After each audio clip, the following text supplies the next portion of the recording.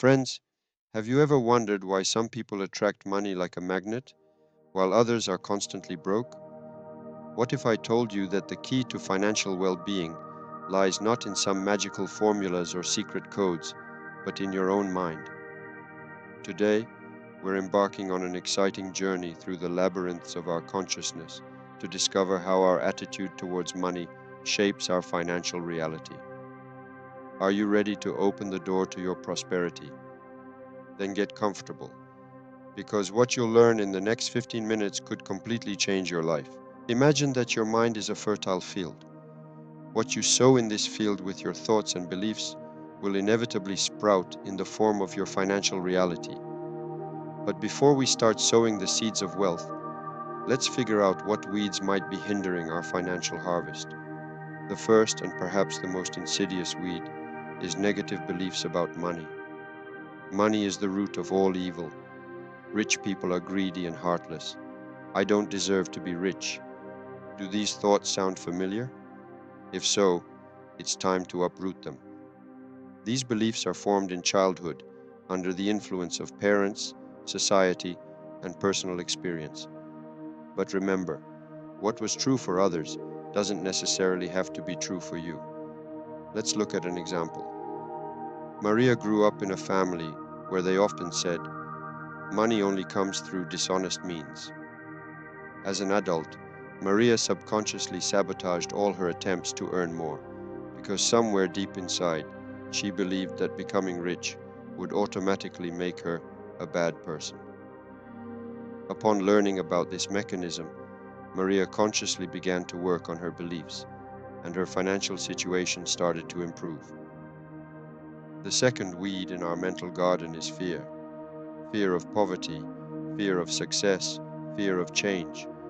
All these emotions can paralyze our ability to make sound financial decisions. When we act out of fear, we tend to either avoid financial issues altogether or make impulsive decisions that often turn out to be wrong. Certainly. Here's the next part of the translation. Think about how you feel when you need to deal with a tax return or plan a major purchase.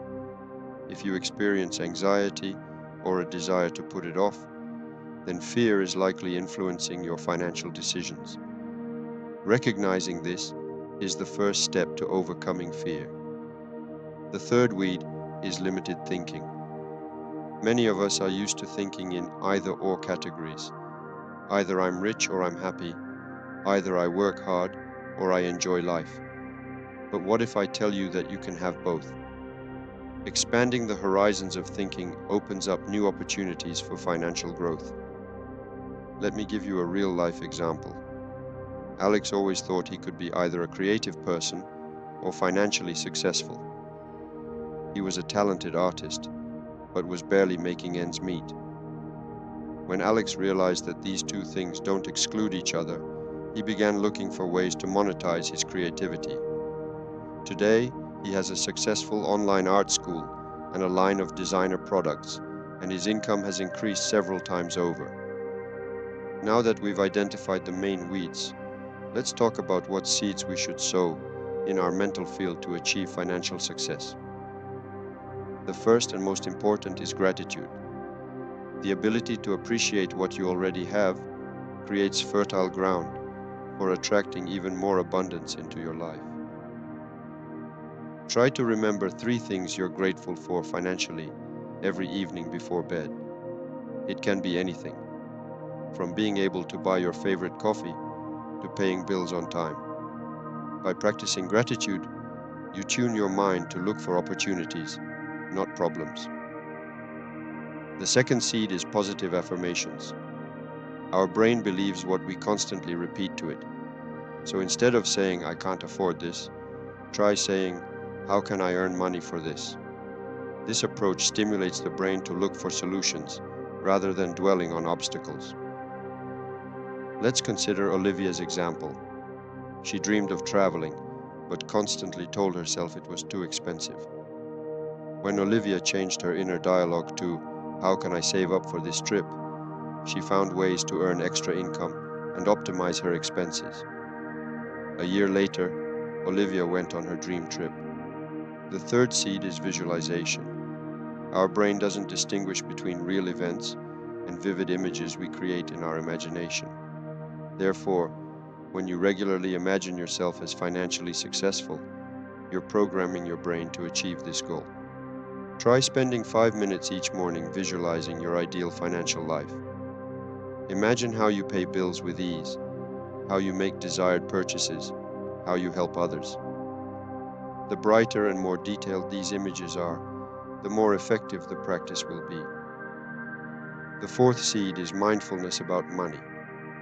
Many people avoid thinking about their finances, which leads to impulsive spending and lack of long-term planning. The practice of mindfulness helps establish a healthy relationship with money. Certainly. Here's the next part of the translation. Start keeping a financial diary. Write down not only your income and expenses, but also the emotions associated with financial decisions. Why did you make a particular purchase? How did you feel afterwards? Such analysis will help identify emotional triggers affecting your financial behavior. The fifth seed is continuous learning. Financial literacy is not an innate skill, but an acquired one. The more you know about money, investments, and financial planning, the more confident you'll feel in this area. Set aside time each week to study financial matters. This could be reading books, listening to podcasts, or attending webinars. Remember, knowledge is an investment in your financial future. The sixth seed is developing a growth mindset. In today's world, financial opportunities are constantly changing.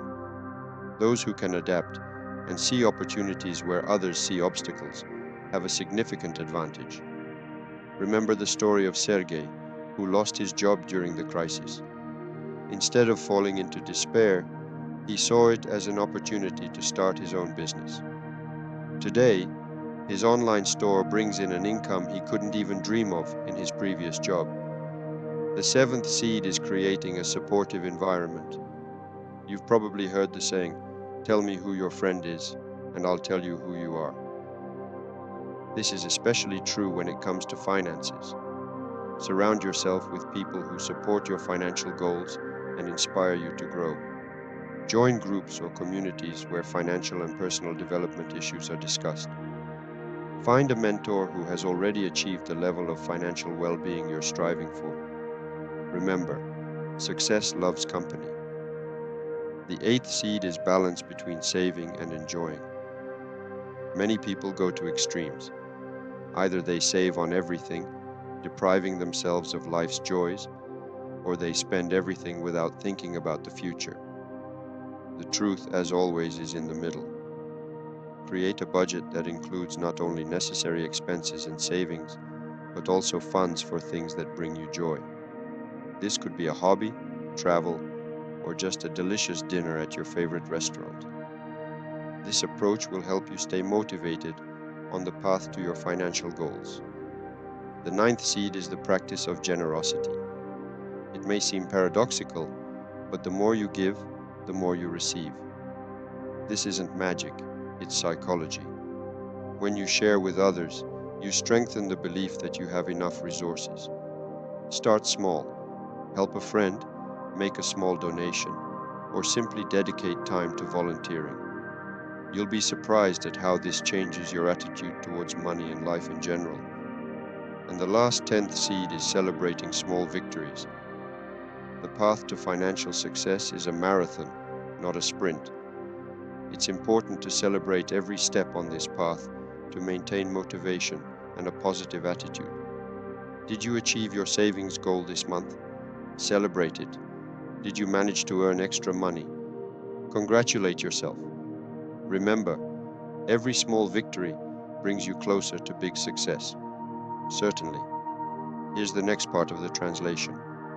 Now that we've sown all these seeds, let's talk about how to tend our mental garden. Remember that changing your mindset is a process that requires time and patience. Don't expect instant results, but be confident. With consistent work on yourself, changes will definitely come. Practice these techniques daily. Start your day with visualization and positive affirmations. Throughout the day, be mindful of your financial decisions. In the evening, take time for gratitude and analysis of your actions. Remember that setbacks and mistakes are a normal part of the process. If you catch yourself having a negative thought about money or making an impulsive purchase, don't berate yourself.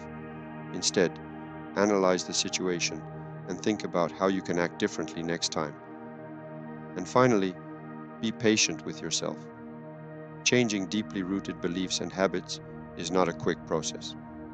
But every day, by applying these principles, you're getting one step closer to your goal of financial well-being. Friends, we've taken an amazing journey into the world of money psychology. We've learned how our thoughts and beliefs shape our financial reality. We've uprooted the weeds of negative beliefs and sown the seeds of prosperity. Now everything is in your hands. Remember that financial success is not just numbers in a bank account. It's the freedom of choice, the ability to help others, and to live the life of your dreams. And it all starts with your mindset. If you found this video helpful, don't forget to like and subscribe to the channel. And in the comments, share your experience. What beliefs about money have you discovered in yourself? Which techniques do you plan to apply first? Your stories can inspire others to make positive changes. And if we reach 3,000 likes, I'll prepare a special episode for you on how to apply these psychological principles to create passive income. Trust me, it will be something special. So don't be shy, hit that like button, share this video with your friends, and remember, your financial well-being starts in your head. Until next time, friends, and may luck always be on your side.